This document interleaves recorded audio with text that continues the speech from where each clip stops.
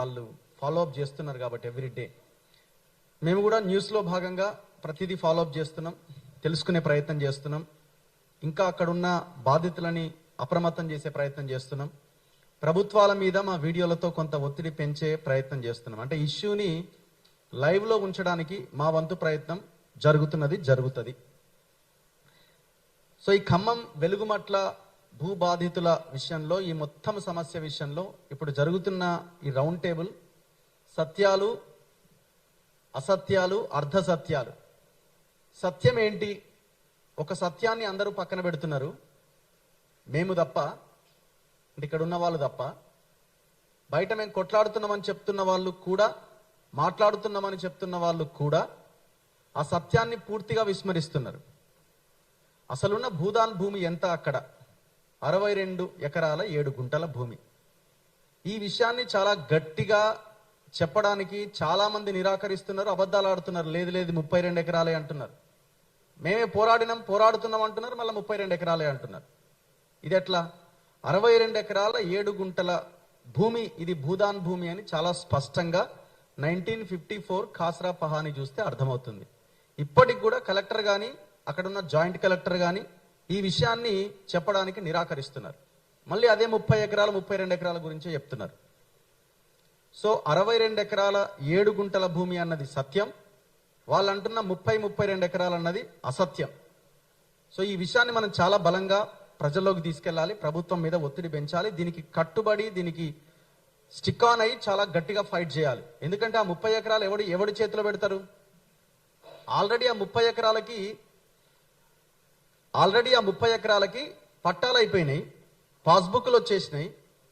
చాలా క్లియర్గా భూభారతిలో ఒకవైపున రేవంత్ రెడ్డి ఫోటో, ఇంకో వైపున పొంగులేటి శ్రీనివాసరెడ్డి ఫోటో ఉన్న భూభారతిలో ల్యాండ్ స్టేటస్ చూస్తే భూదాన్ ల్యాండ్ అని చాలా క్లియర్గా కనబడుతున్నది. మరి అట్లాంటి భూమిని పట్టాలు చేసినారు, పాస్బుక్లు వచ్చినాయి, కొన్ని ఎకరాలకైతే నాలా కన్వర్షన్ కూడా అయిపోయింది.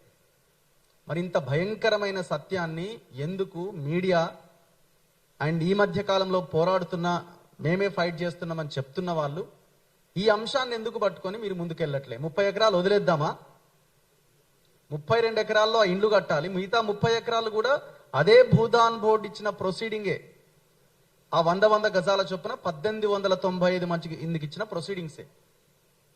అండ్ నేను ఇంకొకటి రిక్వెస్ట్ అనుకోండి, డిమాండ్ అనుకోండి, భూదాన్ యజ్ఞ బోర్డు చైర్మన్ గారు, మీ దగ్గర ఉన్న ఎవిడెన్స్ ని కూడా ఖచ్చితంగా మాలాంటి వాళ్ళకి ప్రొడ్యూస్ చేయాలి. మేము ఇది రిక్వెస్ట్ గా దయచేసి అడుగుతున్నాం. ఎందుకంటే మీరు కూడా ఈ బాధితుల పక్షాన పోరాటం చేస్తామని చెప్తున్నారు కాబట్టి. మీరు మా ఇంటర్వ్యూలో చెప్పారు, ఇది డిజిటలైజ్ చేసి మేము సమాచారం అంతా పక్కన పెట్టినామని. మీ దగ్గర ఈ 62 ఎకరాల 7 గుంటలకు సంబంధించిన ఏ ఎవిడెన్స్ ఉన్నా దయచేసి మా ముందు పెట్టాల్సిన అవసరం ఉంది. మీరు కూడా అడగాల్సిన అవసరం ఉన్నది ఖచ్చితంగా. మేము ఆల్రెడీ ఫోన్ చేసినాం, నేను పాషం సార్ కలిసి ఫోన్ చేసి అడిగినప్పుడు ఖచ్చితంగా నేను ఇస్తా అన్నారు ఆయన. సో ఇవ్వాల్సిన అవసరం ఉందని మేము రిక్వెస్ట్ చేస్తున్నాం, ఎందుకంటే అది చాలా పెద్ద ఎవిడెన్స్ అవుతుంది. 1954 ఖాస్రా పహాని చాలా క్లియర్గా ఉన్నది, అది చాలా పెద్ద ఎవిడెన్స్. ఆల్రెడీ ఏ ఛానల్లో ఎక్కడ ఎవరు దాన్ని ప్రజెంట్ చేస్తలేరు. ఇప్పుడు నిన్న మొన్న నిజ నిర్ధారణ కమిటీ పోయారు, మరి ఆ నిజ నిర్ధారణ కమిటీ వాళ్ళకు కూడా మేము అడుగుతున్నాము, ఈ 62 ఎకరాల లెక్క తేలుస్తున్నారా లేదా? మీరు కేవలం ఆ 32 ఎకరాల్లో ఉన్న గుడిసెల గురించే, ఇండ్ల గురించే మాట్లాడుతున్నారా? చాలా విలువైన ప్రాపర్టీ అది. ఎంత విలువైన ప్రాపర్టీ అంటే మార్కెట్ వాల్యూనే, మనం అక్కడ కొనాలి అన్న మార్కెట్ వాల్యూనే 1,18,50,000 రూపాయలు ఉంది. అంటే దాని మీద 7% మనం ట్యాక్స్ కట్టి మనం రిజిస్ట్రేషన్ చేసుకోవాలి. మార్కెట్ వాల్యూనే 1,20,00,000 ఉన్నదంటే దానికి 10 times ఎక్కువ ఉంటుంది మనం బయట కొనుక్కునే రేటు. అంటే దాదాపు ఒక 7 నుంచి 10 కోట్ల రూపాయల విలువ చేసే భూమి అది.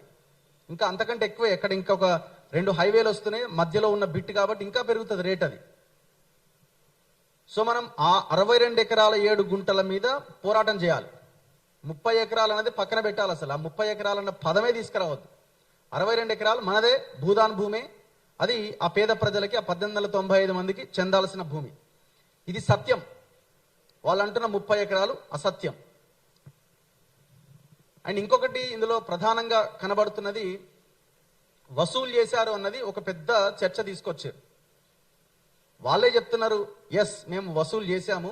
ఎవరి కోసం వసూలు చేశాం? కరెంటు పోల్ వేయడానికి, ట్రాన్స్ఫార్మర్ వేయడానికో, లేకపోతే సోలార్ పెట్టడానికో, నీళ్ళు ఇవ్వడానికో, ట్యాంకర్లకో, దానికో దీనికో మేము ఖర్చు పెట్టినామని కమిషనర్ ముందే ఒక పెద్ద రిపోర్ట్ తయారు చేసి వాళ్ళ ముందు పెట్టారు.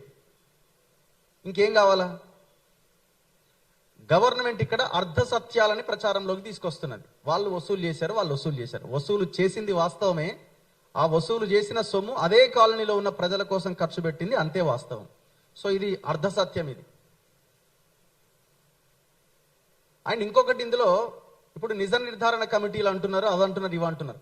ఆల్రెడీ వీళ్ళు ఓపీడీఆర్ వాళ్ళ దగ్గర పేర్లతో సహా, వాళ్ళ ఆధార్ నెంబర్లతో సహా వాళ్ళకి జరిగిన నష్టం ఎంతనో 800 మంది పేర్ల లిస్టుతో వాళ్ళు ఆల్రెడీ లిస్టే బయట పెట్టింది కదా. ఇంకా అంతకంటే భయంకరమైన నిజ నిర్ధారణ ఏమి అక్కర్లేదు. అంత క్లారిటీగా ఉన్నది. నిర్ణయం తీసుకోవడమే మిగిలి ఉన్నది కాబట్టి మనం ఈ కమిటీలు, ఈ కాలయాపనలు కాదు, ప్రభుత్వాల మీద డైరెక్ట్ గా పోరాటం చేయడమే మిగిలి ఉన్నది. అంతకుమించి ఏం లేదు ఇక్కడ. సో ఈ వసూళ్లు అన్న ఈ అర్ధ సత్యాన్ని ప్రభుత్వం, ఈ ముగ్గురు మంత్రులు, ముఖ్యమంత్రి కలిసి దాన్ని ప్రజల్లోకి తీసుకొని వెళ్ళి ఇక్కడంతా ఏదో జరిగిందట, ఇక్కడంతా ఏదో క్రైమ్ జరిగిందట, ఆర్థిక విధ్వంసం జరిగిందట అని ప్రచారంలోకి తీసుకొస్తున్నాయి. ఇందులో వసూలు చేసింది వాస్తవమే, కానీ అది ప్రజల కోసమే. ఇది పూర్తిగా అర్ధ సత్యం కింద మనం భావించాలి. ఇంకా ఇందులో చాలా సత్యాలు ఉన్నాయి. వీళ్ళు పోరాటం చేసింది, ఇప్పుడు ఎవరైనా కూడా మనం దోపిడీ చేయాలంటే 9 ఏళ్ళుగా వాళ్ళతోనే నిలబడి ఫైట్ చేసే సిచ్యువేషన్ ఎందుకు వస్తుంది? 9-10 ఏళ్ళుగా వాళ్ళతోనే ఎందుకుంటారు? దోపిడీ చేయాల్సినోడు సమయం చూసుకుంటాడు, కావాల్సింది వస్తుంది, అవతల పడతాడు. అంటే నేను ప్రత్యక్షంగా చూసిన, అంబేద్కర్ భవన్ దగ్గరికి వెళ్ళినప్పుడు ఒకరిద్దరు ఓపీడీఆర్ వాళ్ళు అక్కడికి వచ్చారు. వాళ్ళు ఒకరిద్దరు తిడుతున్నారు వీళ్ళని. ఎందుకు తిడుతున్నారంటే, మీరు ఎక్కడ పోయారు, మీరు ఎందుకు, అంటే వాళ్ళ బాధలో వాళ్ళు ఉన్నారు, మీరు ఎందుకు రాలేదు, కూలగొట్టినప్పుడు ఎక్కడ పోయారు అని వాళ్ళని నానా మాటలు అంటున్నారు. అందులో కొంతమంది గవర్నమెంట్కి సంబంధించి అటువైపు ఉన్న వాళ్ళు కూడా వీళ్ళని అటాక్ చేసే ప్రయత్నం చేస్తున్నారు. అయినా కూడా వాళ్ళు కదలకుండా అక్కడే నిలబడి వాళ్ళు చెప్పేది వింటున్నారు, వీళ్ళు మాట్లాడే ప్రయత్నం చేస్తున్నారు తప్ప అక్కడి నుంచి వాళ్ళు వెళ్ళిపోలే. వాళ్ళు వెళ్ళిపోవచ్చు కదా, దోపిడీ చేసిన వాళ్ళు అయితే అక్కడి నుంచి వెళ్ళిపోయి కనబడకుండా వెళ్ళిపోవచ్చు కదా. ఇంత జరిగిన తర్వాత కూడా, వాళ్ళ మీద ఇంత బురద జల్లే ప్రయత్నం జరిగిన తర్వాత కూడా మళ్ళీ వాళ్ళు కోర్టుకు వెళ్ళి నిన్న మొన్న ఒక 2 ఆర్డర్స్ తీసుకొచ్చినారు. ఒక ఆర్డర్ వచ్చింది, స్టేటస్ కో ఆర్డర్, ఇంకో ఆర్డర్ రావడానికి రెడీగా ఉన్నది. ఎవరు చేస్తారు ఈ పని?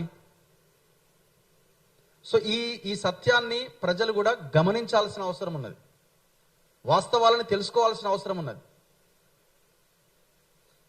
సో ఇట్లా చాలా ఉన్నాయి దీని వెనకాల. ఒక్కొక్కటిగా మనం బయటికి తీస్తా ఉంటే చాలా కనిపిస్తున్నాయి. పూర్తిగా అవాస్తవాలు, అందులో సత్యాల్లో ఇంకొక ప్రధానమైనది ఏంటంటే, ఆ 30 ఎకరాలు లేపేసినారు ఆల్రెడీ డిసైడెడ్. ఇవాళ పొంగులేటి శ్రీనివాసరెడ్డి నాకు సంబంధం లేదు, నాకు తెలియదు అనేది కూడా పూర్తిగా అసత్యం. ఆయనకు తెలిసే జరిగింది. అక్కడ జాయింట్ కలెక్టర్ కొంత హుషారైనట్టు ఆయన, ఒక శ్రీనివాసరెడ్డి ఆయన ఒక ఆయన ఉన్నాడు. ఇప్పుడు ఆ కలెక్టర్ చిన్నోడు అయిపోయిండు, ఆయన చెప్పింది కూడా వినడానికి రెడీగా లేరు. ఒకవేళ వాళ్ళు చెప్పేది వినకపోతే ఆయన రాజీనామా చేయాలి, నేను పని చేయనని చెప్పి లీవ్లోనే వెళ్ళిపోవాలి. ఆ పని ఆయన కూడా చేస్తలేడు. ఆ శ్రీనివాసరెడ్డి జాయింట్ కలెక్టర్ని ముందు పెట్టి కథంతా నడిపిస్తున్నారు ఈ ముగ్గురు మంత్రులు కలిసి. సో ఇన్ని విషయాలు ఇందులో ఉన్నాయి. ఆ 62 ఎకరాల 7 గుంటలు కాపాడాల్సిందే. మొత్తం 1895 మంది పేదలకి పట్టాలు ఇవ్వాల్సిందే. వీళ్ళు ఇంకొకటి ఏం చెప్తున్నారు, 311 మంది మేము పట్టాలు ఇచ్చేసినాం, పేదలందరికీ ఇచ్చేస్తున్నామని అంటున్నారు. నువ్వు 311 మందికి ఎందుకు ఇస్తున్నావు? కూలగొట్టినోడివి ఆ 311 మందికి ఇవ్వాల్సిన అవసరం ఏమొచ్చింది? నువ్వు తప్పే చేయలేదు కదా, అందరూ దొంగలే ఉన్నారు కదా, అందులో అంతా దోపిడీదారులే ఉన్నారు కదా. నువ్వైనా సెలెక్టెడ్గా ఏమైనా కూలగొట్టే ప్రయత్నం చేసినావా? లేదు కదా. అన్ని ఒకే లైన్లోంచి కూలగొట్టుకుంటూ వెళ్ళిపోయినావు కదా. అంటే మీరు తప్పు చేసిరా, దొరికిపోయినారు, మీరు డిఫెన్స్లో పడిపోయినారు, మీ దగ్గర ఆన్సర్ లేదు. సో ఇందులో ఇప్పటి వరకైతే గవర్నమెంట్ అనుకుంటున్నది ఇష్యూని ఏదో సార్ట్అవుట్ చేసి బయటపడాలని. వాళ్ళు అట్లా అనుకుంటూనే తప్పుల మీద మళ్ళీ తప్పులు చేస్తున్నారు. సో ఈ అంశం మీద బలమైన పోరాటం జరగాలి, జరుగుతుంది. ఇట్లాంటి రౌండ్ టేబుల్లు, మీటింగ్లు మనం ఇలా నడిపిస్తూనే, లీగల్గా కొట్లాడుతూనే వాళ్ళని ఎక్స్పోజ్ చేస్తున్నప్పుడే సమస్యకు పరిష్కారం దొరుకుతుంది. Thank you very much. Thank you Raghu. ఎందుకంటే మీలాంటి డిజిటల్ మీడియాలో ముఖ్య పాత్ర పోషిస్తున్న వాళ్ళు కూడా సమాజం కొరకు కూడా ముందుకొచ్చి మాట్లాడడము ఆహ్వానించదగ్గ విషయము. మిగతా డిజిటల్ మీడియా యూట్యూబ్ ఛానల్ కావచ్చు, వెబ్ పేజీలు కావచ్చు, మిమ్మల్ని స్ఫూర్తిగా తీసుకొని మిగతా మీడియాలు కూడా ముందుకొస్తే వెలుగుమట్ల బాధ్యతలకు న్యాయం జరుగుతుందని నేను ప్రగాఢంగా నమ్ముతున్నా. ఇప్పుడు తెలంగాణ ఫిల్మ్ డైరెక్టరు, నిర్మాత, రచయిత, నటుడు, గాయకుడు తెలంగాణ ఇంకెన్నాళ్ళు తెలంగాణ సినిమా తీసిన